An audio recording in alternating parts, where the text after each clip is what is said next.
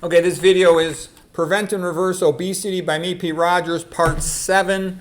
And this chapter was just about watching videos on the internet. And, how to lose weight's already been figured out. It's not rocket science. You just look at people who have already been successful for their life and copy them. Don't copy somebody who's just been successful for a little while. Look at the countries where everybody's skinny. They eat a low-fat, starch-based, plant-based diet. In the real world, nobody was 100% vegan, but in the Western world, you've most likely eaten a poor diet for many years, so you sort of want to detox yourself, and it's best in so doing to be 100% vegan. Dr. McDougall's got great videos on obesity and weight loss. Chef AJ's got great videos on obesity and weight loss. I used to give lectures on Chef AJ channel, including I made a whole long obesity lecture there, and then I followed it up on my own channel and broke it up into parts. And I'm grateful to Chef AJ. Before Chef AJ gave me a chance, she's the only real popular channel that ever interviewed me. Nobody knew I existed. The most videos I ever had was 72 on one video because something about the 1,000 brain theory. Some neuroscience people picked that up, but that was it. So anyways, the same old stuff that was said. Eat low caloric density, eat starch-based diet, eat your veggies first, get the junk out of the house. And then, and Chef AJ had said almost tons of great things in nutrition. You can trace them back to Dr. McDougall, and that is true. That happens over and over. And McDougall basically preserved the knowledge of the past. He preserved the greats, like Kempner and Pritikin and Burkitt and the other discoveries of the past. All those papers on diabetes, Rabinowitz, Hemsworth, no one else knew about that. So he did a fantastic job. Royce Swank and the other pioneers who figured out how to really help patients. So that was great that McDougall did that. I'm trying to do the same thing right now. It's becoming less and less tolerated to have an open, honest opinion nowadays because corporate money puts so much more pressure on the internet than it used to. And Chef AJ fired me. Everybody knows that story by now. She says she fired me because of what? My joke. But the real reason she fired me, and everybody knows it that studied the subject, is because, I made fun of the high-fat phonies. I basically said the high-fat phonies are a separate category of diet.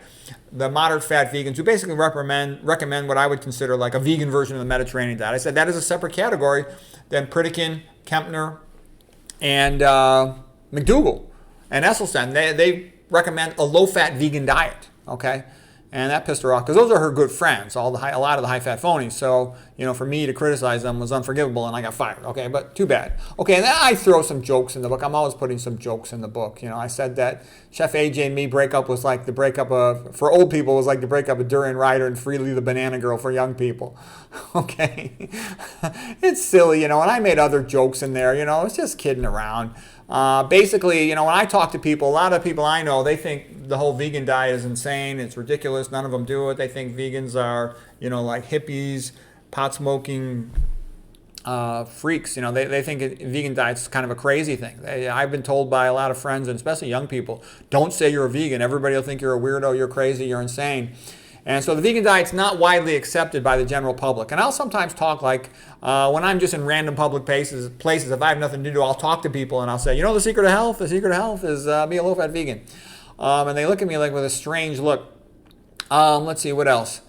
And so basically vegans are not accepted by society. And what I joked is that, in the concept of Malcolm X, he said there's the field Negroes and there's the house Negroes. And so what I said, neither one was that accepted, but the field Negroes were more unaccepted, more ostracized, just sent to do labor. Where the house Negroes, they were living in the house and doing everything. And that's kind of how high-fat vegans are, the high-fat phonies, because they're selling stuff. They're selling, olive oil, omega-3 supplements, tricking the public into eating high-protein diets, caffeine, MSG, nuts, seeds, avocados, spices, herbs, fish oil, coffee, tea, all this stuff, okay? Whereas low-fat vegans, we don't sell anything.